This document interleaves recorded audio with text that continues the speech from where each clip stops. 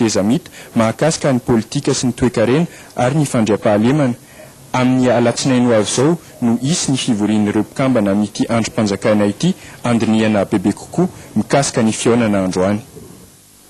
Lafa ny zavatra hafa tanteraka kosa nahazo ny anjarany tamin'ny fanomezana avy amin'ny association fity tareny vatan'ny filohan'ny fahefana avy ny tezamita miala rajolony indray androany ny CEG etsy Avarado izay misy ny zanak'ireo sahirana Elisabeth Randrenizana ary manana Espera.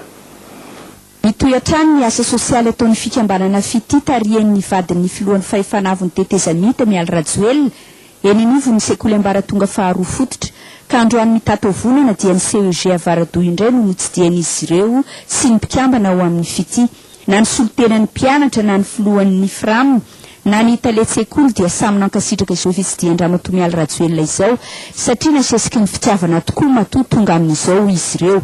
Marobe ny fangatahany CEG Avarado teto dia niarahaba ny sekoly rehetra eto Madagasikara ramatoa miala rajoelona amin'izao fetiny sekoly izao ary nilaza fa voaray avokoa ny fangatahany CEG Avarado satria raha misy ny olana hoy izy dia tsy maintsy misy ny vahaolana. Sakana tsy anafarana hatrany ny fampianarana eto amin'ny sekoly ny olana samihafa hikasika teo satria be fa ny zava-dehibe io dia ny fananana finoana fahamononana ary faresen-davatra avy amintsika rehetra na ho anareo taloha izany na ho anareo mpampianatra na ho anareo eo mandreny koa ary indrindra fanana mpianatra. Ny olana dia tsy maintsy misy foana fa ny zavatra ratsy indrindra dia miafina ambadik'izay olana izay mba tsy hibosona. Ny sakana rateo dia natao ioarana, ny olana natao ivahana ary tsarory mandrakariva fa na ny mpikaroka rehetra nahavita zavatra lehibe teo amin'ny tantaran'ny olombelona hatramin'izay azy dia tsy maintsy misedra olana hatrany izy ireo. Indraindray manao fahadisoana, indraindray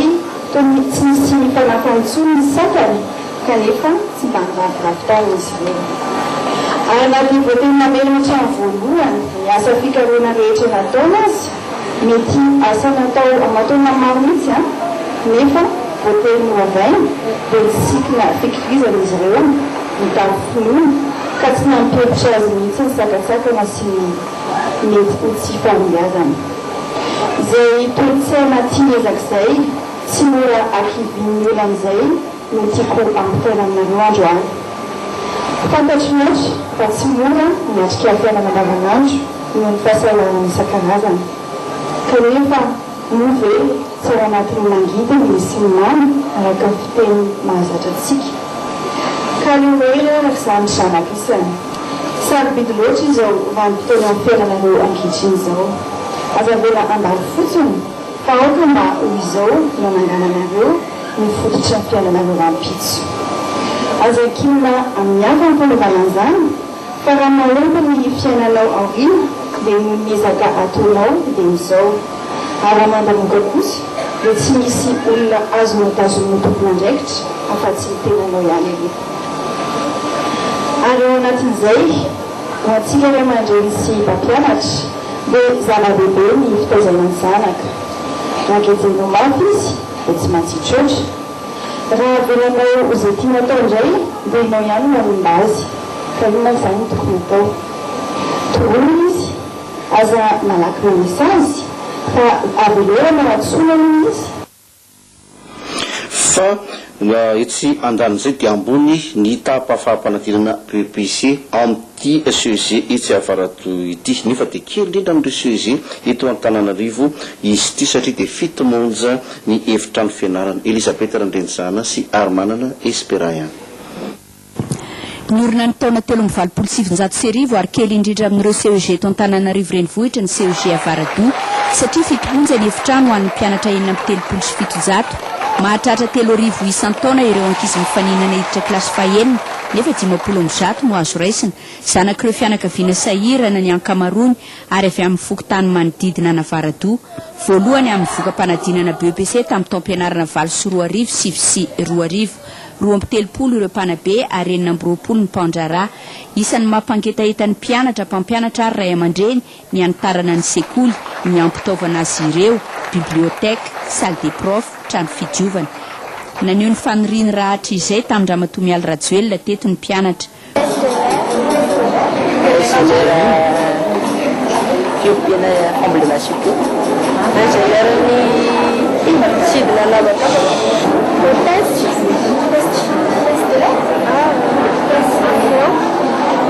marina fa ezaky ny firamina teto W10 ary karaman'ny gardien nofaranany reto mpianatra reto tamin'ny sketch mo ny fetin'ny sekoly androany izay zany tetsy monsieur tetsy avaratona ataon'ny association fitifa lafiny zavatra hafa kosa navoaka tamin'ny alatsinainy teo ny valim-panadinana ho mpandrarany fonja taona 7 no afaka tamin'ireo 27 ny faninana nisy resabe mo makasika izany valim-panadinana izany ka mitondra fanazavana ny generaly Rasolomanga Rakotondrina ao anivon'ny fandrarana ny fonja sosiny initiava no nanao ny fanadidina manodidina an'izay mpiadina 400 no afaka tamin'ny fifaninanana hiditra ho mpianatra mpandrarano fonja 50 amin'izany agent pénitentiaire 50 greffier comptable 50 éducateur spécialisé ary 20 anaraka fiofanana contrôleur d'administration pénitentiaire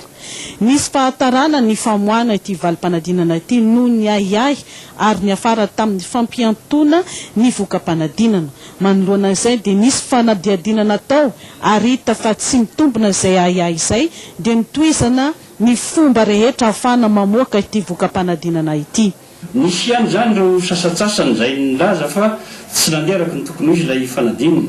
tiako lazaina afitraterina dia ireo an'totantaratasy rehetra mahafanadinana ny fanadinana dia noajaina ao anatin'izany zany a na ny ouverture ny concours na ny nomination an'ireo membre de jury correcteur na ny surveillance na ny membre de jury de délibération dia samia ny nisitry ny fitsarana no nakato azy ny mamoaka farany ny lisitry reo mpiadina afaka dia ny lisitry ny fitsarana araky ny didi-panjakana laharana 500 tamin'ny 7 jolay taona 5 nampiarina ny lalàna amin'ny feny faninanana eo amin'ny famoana ny noty rehefa misy matière zany latsaky ny 7/20 dia éliminer zany lay candidat aloha manarakaraka an'izany raha eo amin'ny fanambarana ny note rehetrarehetra zany ny ensemble des notes ka tsy mahatratra amin'ilay 184 sur 140 ilay candidat zany dia tsy afaka ihany koa satria tsy maintsy moyenne de 12 mihoatra zany zay vao tafiditra ao anatin'ilay admis ao amin'ny concours fa tsy latsaky zay zany hoe na tsy feno ary lay toerany anaovana n'ilay fifaninanana dia avelo bangy eo izy raha ohatra ka tsy mahatratra an'ilay noty 20 ilay mpiadiny zany amin'izao efa manomana ny fiantsona ireo afaka tamin'ity fifaninanana ny taona 7 ny tompona andraikitra ho any amin'ny sekoly pirenena mampiofana ny mpandrarano fonja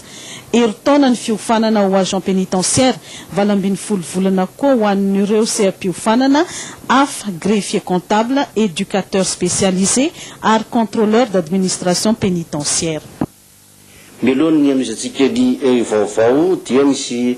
filazana fanitsina avy amin'ny jirama mikasika ny resaka fahatapahan-jiro eny amin'ny 67 hectare noho ny alatra taribiny jirama dia manao zao fanitsina izao ny orinasa jirama fa tsy marina ary tsy mitombona ny filazana fa ny olona nanimponina ny miantoka sy mividy ny tariby vaovao fa ny jirama dia mpametaka fotsiny anjara ny jirama no manolo sy mametaka ny filina tapaka rehetra eny amin'ny poto na ny andrin-jiro asindra misy zany fa fiara miasa amin'ny fanaramaso sy fiarovana azy ireny no angandrasana amponina mpisandoka izay manao ny filazana mifinoatra amin'izao ary azo enjehana araky ny lalàna zay ny momba ny fa manomboka kosa ny taona 4 dia nanomboka ihany koa ny hiraka ataon'ny ONG mission de l'océan indien ny any fitsabona maimaim-pona ataon'ny docteur Koicha filohan'ny ONG mission de l'océan indien any ambositra indray zao nitidian'ireo dokotera mpitsabo 5 avy atsy amin'ny nosy la réunion itety tanàna maromaro ambositra moa izy ireo ka aritra valandro ny hiraka ara-pahasalamana ho ataony nisy ny fanazavana tamin'ny mpanao gazety tamin'ity androany ity sosiny tiava Jean journaliste Radio Narvan.